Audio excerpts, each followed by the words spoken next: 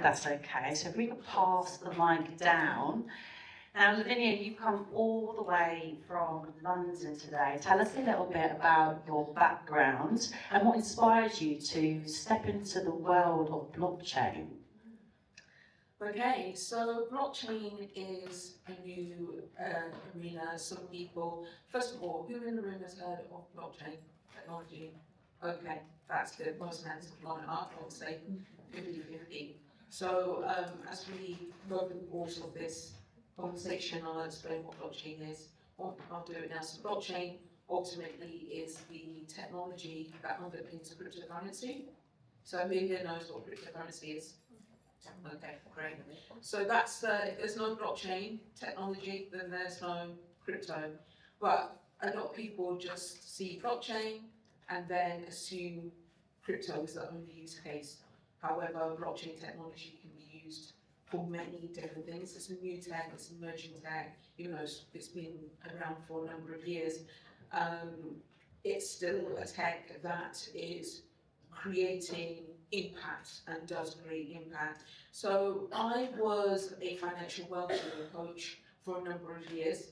I was at an FCA, and one of the things that you need to understand around financial wellbeing is the past, the present, and the future of the financial landscape, so that when you're talking to someone, you can give them options, help them understand 360. So looking at the future, I kept hearing, so this is going back to 2016, I kept hearing about blockchain, I kept hearing about Bitcoin, and at that time, I thought Bitcoin was the same as blockchain. And also at the time, it was some people still find the whole world of cryptocurrency, downloading a wallet, exchanging your fiat currency into cryptocurrency to then, add to your decentralized wallet. I'm sure you've lost now. However, it's not as complicated as it sounds. But even so, some people find that convoluted. Back in 2016, it was extremely convoluted. It was really for people who were sitting in their parents', garage or basement, or the blacknet or the darknet, sorry. And so ultimately, it was very difficult to, even for me at that time, to go to anyone and just say, how do I get started? How do I buy Bitcoin? Now it's much easier, and then you have communities like Women in Blockchain Talks, which I'm the founder of, where you can get that help. Even so, I wanted to learn more about blockchain and Bitcoin, and once I found out that blockchain could be used for other things, particularly for good, because it is an impact technology, I was like, I need to learn more about this. And one of the key things that kind of galvanized me to want to learn was because the key element was the financial element, so financial well-being. Bitcoin is decentralized, and so it was much easier, particularly back in those days, where you could just send it very quickly, and a lot of people were able to miss, for example, Western Union, the banks. So the fees, there were no fees to send, only just the transaction of the Bitcoin. It was fast, it was quick.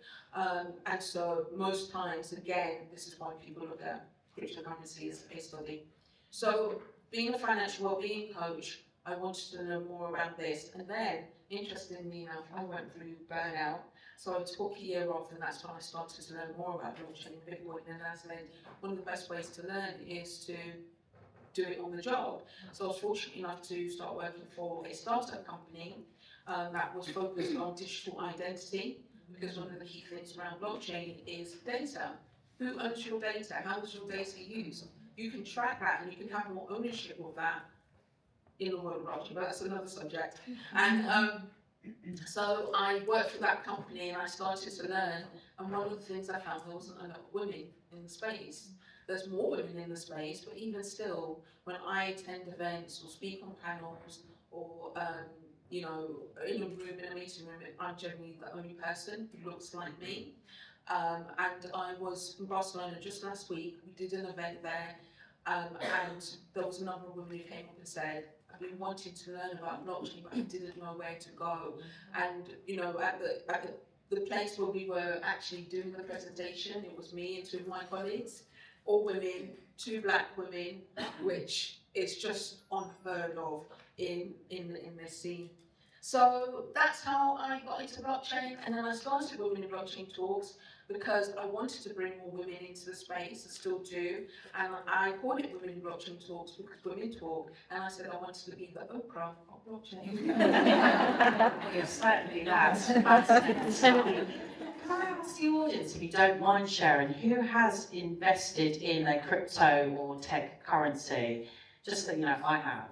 But I have no idea what I'm doing. I did it during lockdown. I invested in Bitcoin because my brother did. And the next thing you know, we're sitting around watching something around Christmas Day, I think it was. And he said that he'd made like £10,000 or something. And I was like, what are you doing? I need to get on this. So I literally put in like a couple of £100 initially. And then I don't even know how you would even explain the lingo of it, but the money went down. It's slowly coming up again.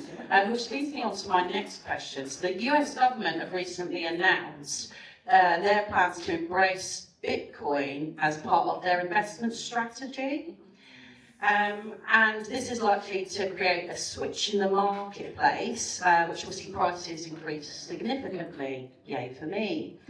My next question is, should women in business consider investing in currencies such as Bitcoin, or even now or in the future, or do these moves ring fence it and almost keep it, or keep the benefits of it for the establishment?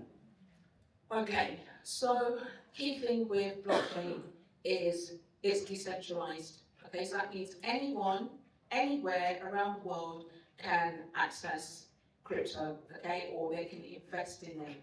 Now, as the years have gone by, there's different rules and regulations for different jurisdictions around the world. So, of course, you've got Europe, you've got England and Wales, you've got, for example, the EUA, United Arab Emirates, who are very forward-thinking in regards to how you can engage, how you can buy, trade crypto.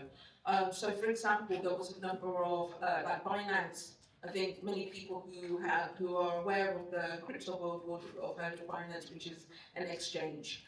And an exchange ultimately is the exchange from your fiat currency, so your pounds, into crypto. And there's many sorts of cryptos. It's not just Bitcoin. There's also Ether, there's Sol, there's ADA. So there's different forms. So all of them are decentralized.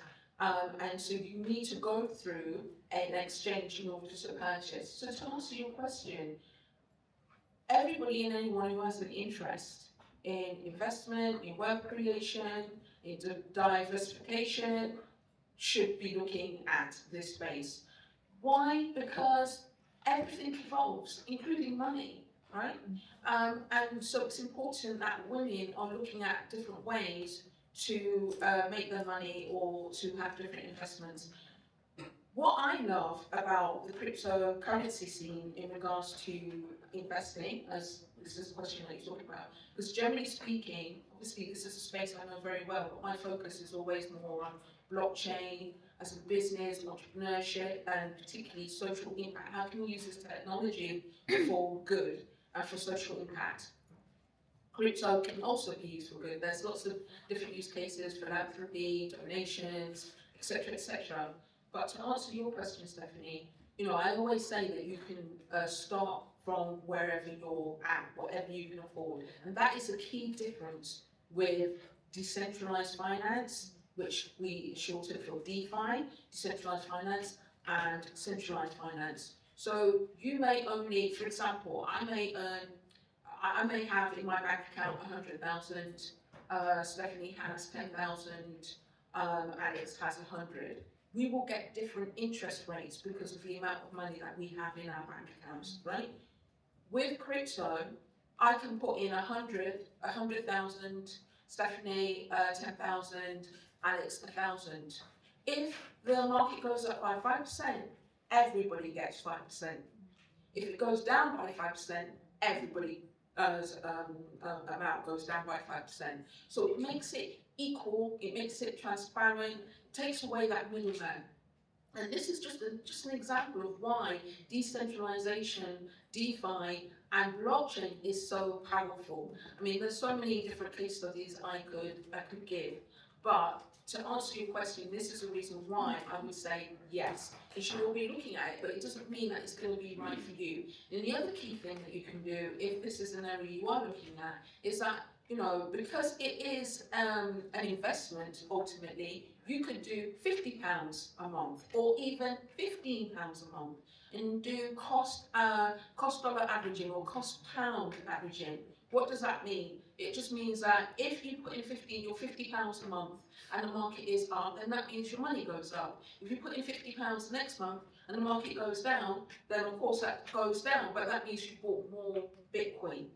You see? And then by the end of the year, you can then average out that you put in your 600 and the value of your Bitcoin has gone up or how much it's gone down. But ultimately, rather than just putting 600 in and leaving it, obviously if the market goes down, then you lose. But if you're doing £50 a month or cost pound averaging, then if it goes up, you earn more. I mean, and then, yeah, you earn more. And if it goes down, then your £50 can buy more Bitcoin or more Sol or more whatever cryptocurrency it is that you want to invest in. Thank you, fascinating stuff. And yeah, I'm sure many of us could do with getting our head around that more and taking advantage of it. My last question for you is, what's next for you and your mission to drive inclusivity in the blockchain and Web3 industry? There is so much work to be done. There's so much work to be done in Web 2. You know, any tech or any businesses that isn't even technology orientated. But now when you look at lots of startups, you know, startups will have an element of tech. Who here uses AI? Okay. Who here thinks that AI is biased? Okay. And so when I say there's a lot of work to be done, one of the areas that I look at in regards to blockchain is that convergence with AI, the provenance of the data. Where did the data come from? From whom did the data come from? How do we change that? Blockchain is a very useful technology tool in convergence with AI to prove the provenance of the data from who it came from so that we can add more diverse data. So my work ultimately is about diversity, but it's just within blockchain. But that work means advocating, outreaching, teaching, educating, training, upskilling, because it is the future and it is going to have an impact on every industry that you are all part of. What is the provenance of your supply chain? Are they paid equally? Are they paid fairly? Where did that is a source from where they said the source was from. So there's a lot of education and work to be done, and it's a very exciting space. It's very fast paced. There's a lot of legalities and compliance that needs to be looked at. And for me, I always like to ask and leave the question. It doesn't have to be answered, but you know, most of us are consumers, especially of new tech. My question is, why are you not creators? Why are you not adding your value, especially as women leaders in whatever field that you're in? Because you all have value, and this value will have an impact on the technology of blockchain and also of AI. So don't just be consumers, but also be creators and add your value to what is being created so that we can have more diversification. We can lead from the front rather than change from behind. Thank you. Thank you.